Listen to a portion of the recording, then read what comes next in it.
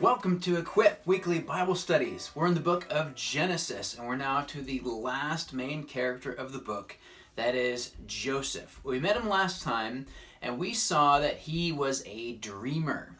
God made promises to Joseph in the form of dreams, and those dreams that Joseph had, they were about the fact that he was going to one day rule over the rest of his family.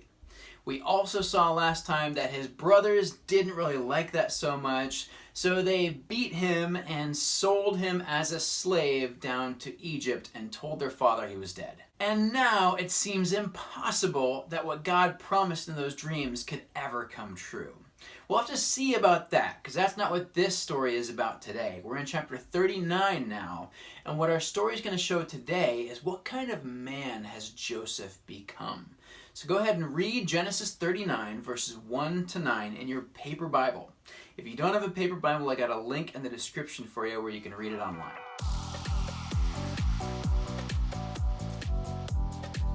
So we meet Potiphar, that's the guy who bought Joseph as a slave, and Potiphar's wife who tempts Joseph.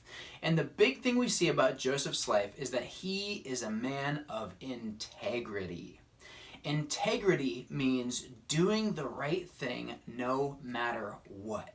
It doesn't matter what the circumstances are. It doesn't matter what it's going to cost me. I have decided in advance I'm going to do the right thing. When I say do the right thing no matter what, the what there could be things like, what if no one sees?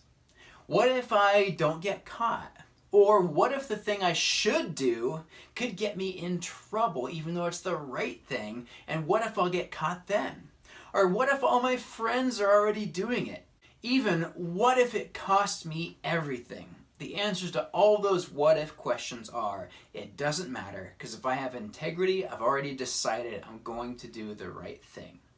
My favorite picture of integrity comes from another story in the Bible hundreds of years after this, when there was an evil king who gathered many of his subjects together. There's thousands of people all around him in this huge crowd, and he says, "Bow down and worship me or die." And people don't want to die, so they do it. They bow down, except for three guys. They're left standing there, and you have to picture there are thousands of people in this crowd on their knees with their faces to the dirt, and there's three guys literally standing up for what's right. I love that picture because it doesn't matter what everyone else is doing. We have to be ready to do what's right. And if you want to know what happens to those guys, you got to read Daniel chapter 3. From this story about Joseph, we see that he is a man of integrity. Just think about all the temptations that he faced. Remember, temptation is when you're faced with a desire to do something wrong.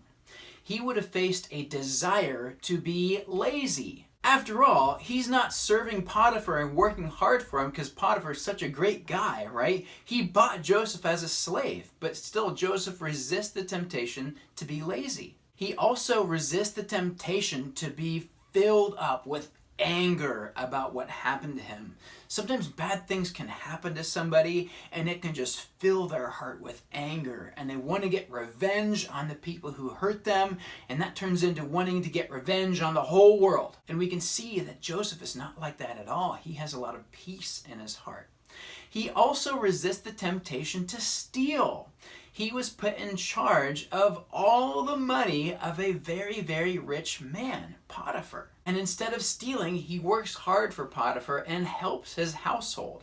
And then, of course, last, he's faced with a big temptation there with Potiphar's wife trying to seduce him. That would have been a very, very tempting situation for a young man like Joseph, especially because he knew that he wouldn't have gotten caught. There would have been no risk because people would have listened to anything that she said.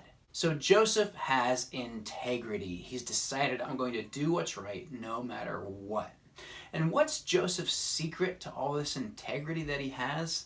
I think we find it there in verse 2, which said, the Lord was with him.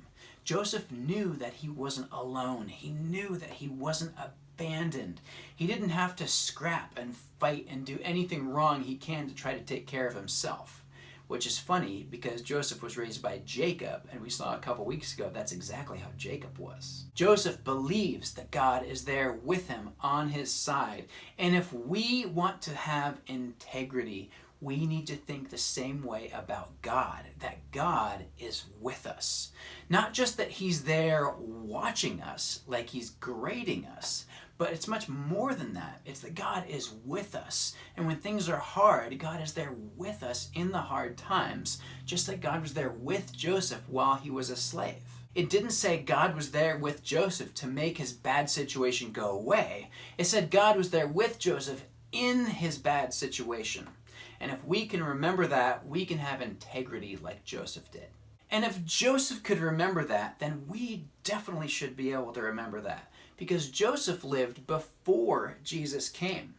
Those of us who live after Jesus came should have a much easier time remembering that God is with us. The Bible teaches that if we put our trust in Jesus, believing that he died for us and rose from the dead, then he comes to live in us. His Spirit comes to live inside us. So he's not just with us, he's in us. He's there with us in our sufferings, in our troubles, in an even bigger way than he was before Jesus came. So good job, Joseph. I wonder what God is going to do to reward him for all his integrity. Let's read the end of this chapter to see what happens. Starting in verse 17, it says that Potiphar's wife told Potiphar her story. She said, "That Hebrew slave you brought into our house tried to come in and fool around with me. But when I screamed, he ran outside, leaving his cloak with me." That's a lie.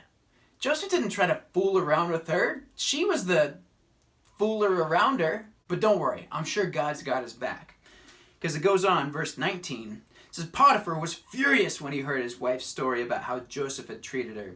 So he took Joseph and threw him into the prison where the king's prisoners were held, and there he remained. What?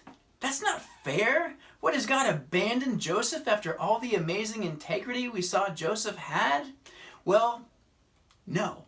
God hasn't abandoned Joseph. First, because this is not the end of the story, so we could not say whether or not God has abandoned him.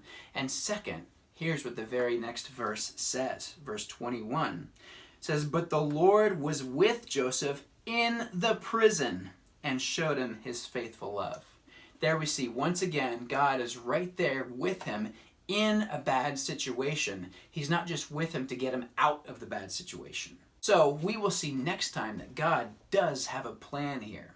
So last week we met Joseph the dreamer. Today we met Joseph the slave. Next time we're going to see a little bit of what God's plan is when we meet Joseph the prisoner. Please tune in then, and until then, be strong in grace.